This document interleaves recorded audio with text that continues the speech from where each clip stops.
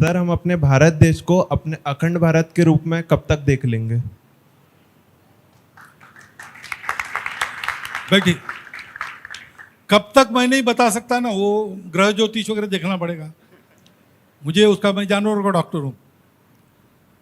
लेकिन ये बताता हूं कि आप अगर उसको करने जाएंगे तो आपके बूढ़े होने के पहले से आपको दिखेगा,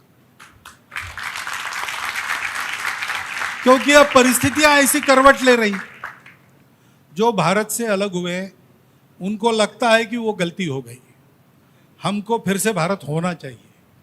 लेकिन वो मानते हैं कि भारत होना यानी नक्शे की रेखाएं पोंछ डालना। ऐसा नहीं है, केवल उससे नहीं होगा। भारत होना यानी भारत के स्वभाव को स्वीकार करना। वो स्वभाव मंजूर नहीं था, इसलिए भारत का विखंडन हुआ है। वो स्वभाव जब आ जाएगा तब कुछ बदलना नहीं पड़ेगा, सारा भारत एक हो जाएगा। तो अपने जीवन से सब पड़ोसी देशों को ये सिखाना, ये काम हमको करना पड़ेगा और हम कर रहे हैं। हम मालदीव को पानी पहुंचाते हैं, श्रीलंका को पैसा पहुंचाते हैं, नेपाल में भूचाल में मदद पहुंचाते हैं, बांग्लादेश को मदद, सबको मदद कर रहे हैं और ये बताकर कर रहे हैं। उनको भी मालूम है।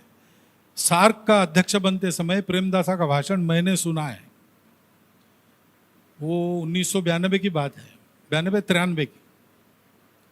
उन्होंने कहा कि दुनिया के बड़े देश छोटे देशों को निगलते हैं, इसलिए हमको सावधान रहकर हम सब लोगों को एक होना चाहिए।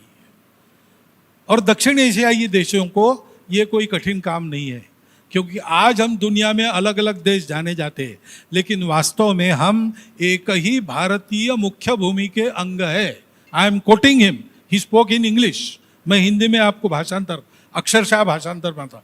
हम एक ही मुख्य भारत भूमि के अंग रहे हैं, ये उन्होंने कहा है। तो ये अंगांगी भाव उत्पन्न हो जाए। भारत मेरी माता है, मैं उसका भक्त हूं। हमारे पूर्वज समान है ही, और हमारी वैल्यूज जिसके आधार पर संस्कृति बनती है वो सर्वत्र समान है। इसमें कहीं भी कोई मतभेद नहीं है। केवल स्वार्थ, कट्टरपन, अलगाव, ये छोड़ना पड़ेगा। ये छोड़ेंगे तो सत्य तो सबके सामने है। आंखें हमने मूंद ली है, हम आंखें खोलेंगे सबको पता चलेगा। आंखें खोलने के लिए प्रेम से आवाज देना, सेवा करना, ये करना पड़ेगा। वो हम करेंगे तो ये मैंने जैसा बताया आपके बूढ़े रिटायर होने के पहले आपको दिख जाएगा।